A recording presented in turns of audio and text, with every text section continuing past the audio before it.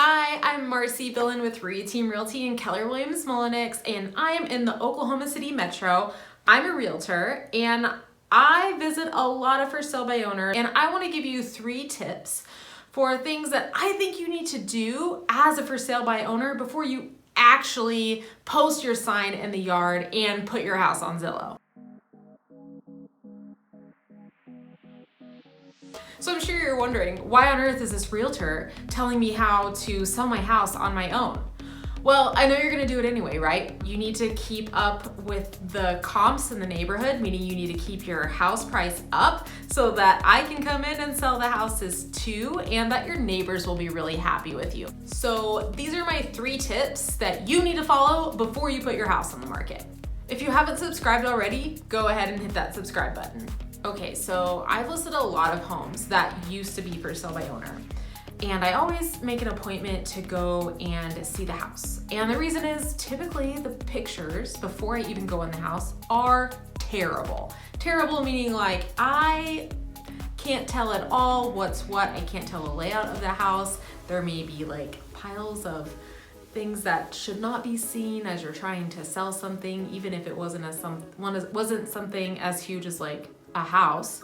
So the number one issue that I typically see with for sale by owners is that they tend to put the house that they're trying to sell on the market, meaning on Zillow, with a sign in the yard long before they're actually ready to take that step. If you're in the process of moving out of your house, there's boxes everywhere, maybe furniture is in the wrong spot, like maybe all of your furniture is in one room, then you don't need to be showing your house. So think about it. When you buy a product online, like Amazon, or maybe you're buying, from another website, let's face it, we all buy from Amazon, right? If the product doesn't have any photos, or if the photos are not great, meaning that something is broken in the picture, or something is off color, or it's blurry, are you gonna buy that product? Are you even gonna think about it? Are you even going to read the reviews? No, you're not gonna do that. So why would anyone step into your house whenever you have furniture everywhere, when there's piles of clothes that you're getting ready to move out of the house? You're not gonna do that. You're not gonna go look at it. So why would any buyer go and look at that house? If you put a sign in the yard and you post your for sale by owner house on Zillow and you get buyers starting to call you, or maybe realtors that have buyers starting to call you about your house, that means they're ready to buy a house. So your house needs to be fully presentable so you can get the most money for your house when the buyer comes in to look at it. Because if it's not fully presentable, it doesn't look great, they can't picture themselves in the house, do you think they're gonna pay top dollar for that house? Probably not. Okay, so what does it mean? I'm talking about staging is probably what you're hearing, and I am talking about that, but it's very basic rules. So a really good rule that I follow whenever I'm telling someone how to stage their house in order to get it ready to sell, because your furniture probably looks great, right? Like you live there, you like your house, you like your furniture. So we wanna make sure that in each room of your house that there is one wall that doesn't have any bulky furniture on it at all.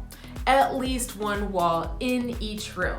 People need to see how big the space is. And if there is a big piece of furniture, or sometimes even a small piece of furniture on every single wall in a room, it doesn't feel big to a buyer and they can't feel the space.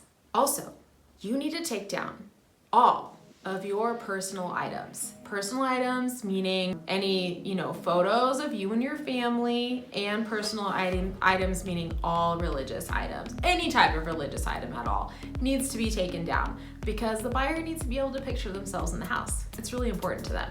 You also really need to deep clean your house. So deep cleaning does not mean a light dusting. It means you are moving your furniture, you are cleaning windows, your baseboards, you're cleaning those. There is not a speck of dust in sight because you're trying to sell it. And it's just like, if you went to look at a car and the interior was dirty and had dust everywhere, are you gonna offer as much money? I mean, this sounds really petty, but no, you're not.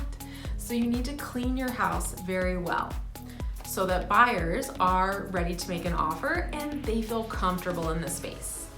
All right, tip number 2. You need to get professional photos. Did you know that you'll get the most online views in the first 2 days that your house goes up on Zillow or whatever site that you're on? So the most views, meaning that the most eyeballs are going to be on the house you're trying to sell at that time. So do you want there to be no pictures? We already talked about the Amazon issue, right? If there are no pictures of the product, are you even gonna think about buying that? So as a buyer, if there is no picture of the product, meaning the house, are you going to step into the house because you don't even know the style of the house? All right, before I go on to tip number 3, I do have a download.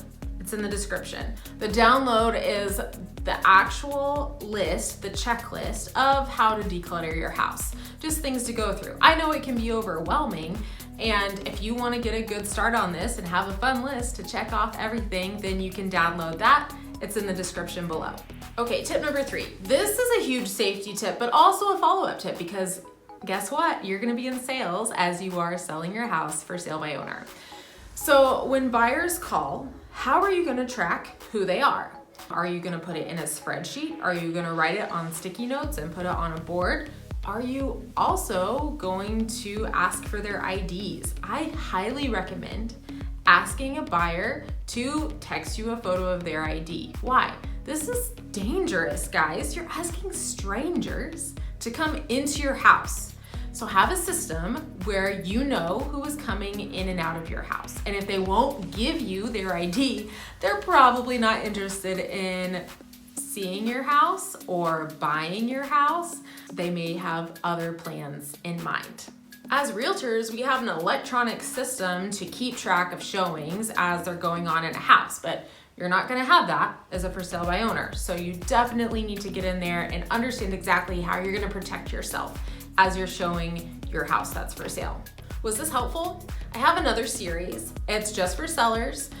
Each video is a few minutes long. You may wanna watch that next.